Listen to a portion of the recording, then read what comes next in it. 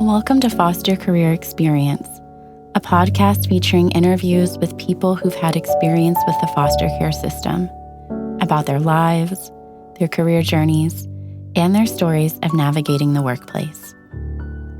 We all bring unique histories with us in our jobs, and by understanding each other's, we can make the workplace better for everyone. Today's episode features Victor, a millennial who works in communications.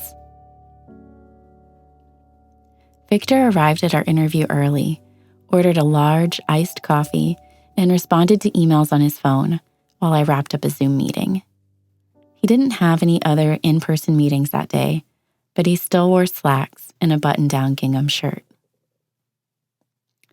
Victor first discovered his love for communications in high school, when he was recognized by his teachers and peers for his writing. This led to studying English in college, a career in journalism, and eventually a career in corporate communications. Early in his career, Victor made a difficult decision to leave a job without another one lined up, partially because the company's values didn't align with his.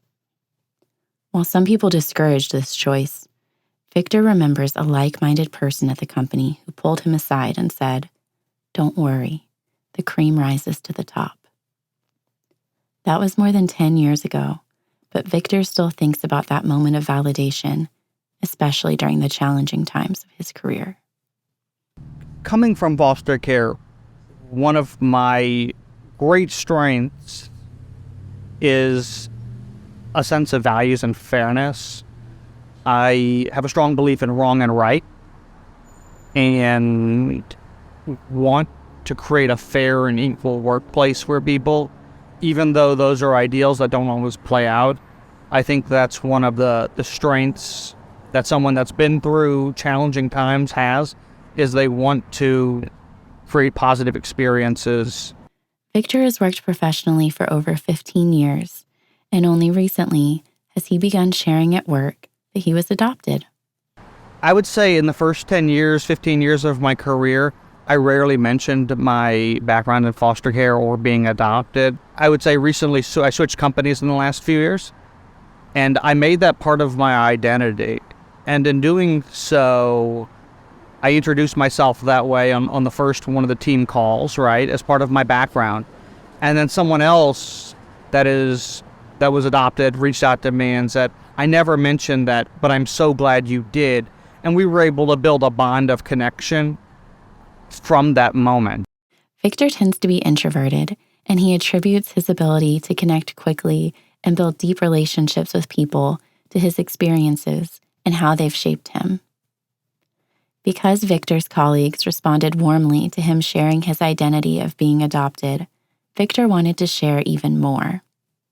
However, there were times earlier in his career that he didn't feel as welcomed or like he could share. One time early in my career, someone had done something, sent me an email that I felt wasn't showing appropriate respect for my experience in my work, right? I sent an email back to them that was, a little bit more on the emotional side of things, right? A female colleague on the email thread reached out to Victor and said she was surprised by his response.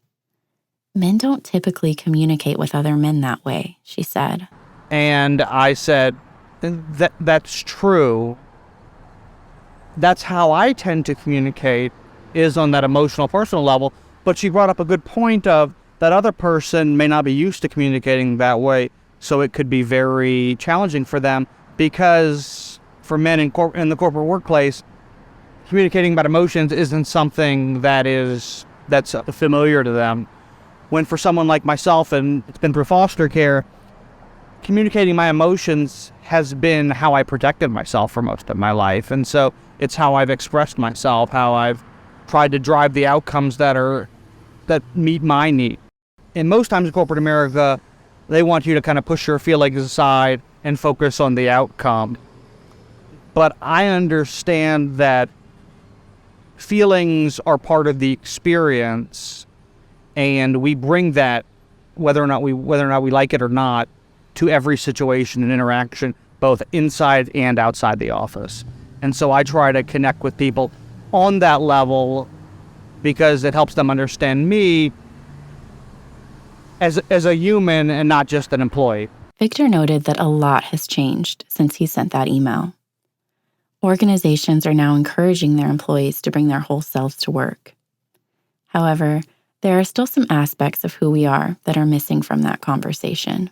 I think when you do bring your whole self to work, it requires the organization to accept certain things, which means you're going to have good days emotionally, and you're going to have bad days.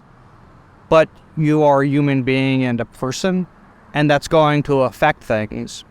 But what it also does is it creates the space for forgiveness and acceptance of each other, knowing that we don't have to be perfect every day, and if we screw up, we can forgive each other because we understand each other. As opposed to maybe more traditional models where you don't talk about it, and then you have an argument, and you walk away with a resentment, and that resentment festers and plays out in other kinds of ways in the corporation, whether it's for gossip or seeking other employment or, lots of different negative outcomes. By bringing his whole self to work, Victor is able to share his unique strengths, including those that he attributes to his experiences in foster care and being adopted.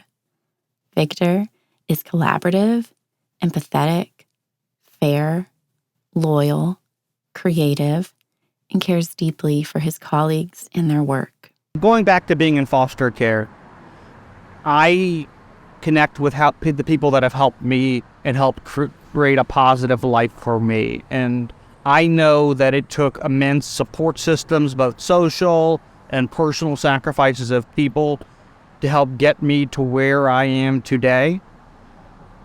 And so I want to support other people in that way too, so that we can all be, in many ways, live our best lives. We work 40 hours a week, which is the bulk of a lot of our waking hours. We should be connected, happy, and fulfilled during that time.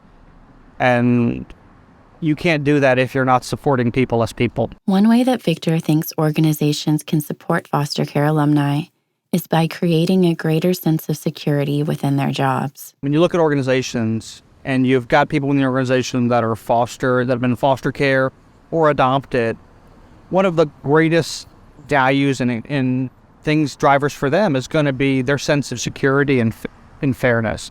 And so it's incumbent upon the organization in many ways to create a sense of security within that environment for that person to thrive.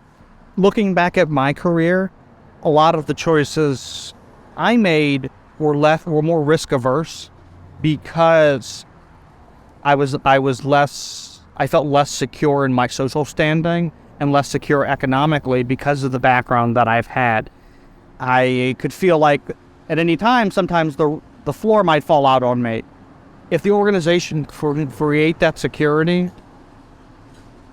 they can really allow people that are adopted, have been in foster care, to take more challenges and to deliver better experiences. Victor thinks companies can provide greater security by allowing their employees more freedom to fail.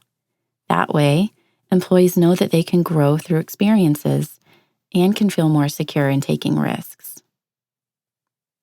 He's also looking for more opportunity. Victor wants to find an organization that will value his strengths and allow him to help build the kind of organization that he wants to be part of. In a lot of organizations, there's such a focus on managing up. I tend to manage parallel and sometimes inspire down, because I want to create positive, enriching experiences for everyone at work. I think in the future of work, the ability to influence laterally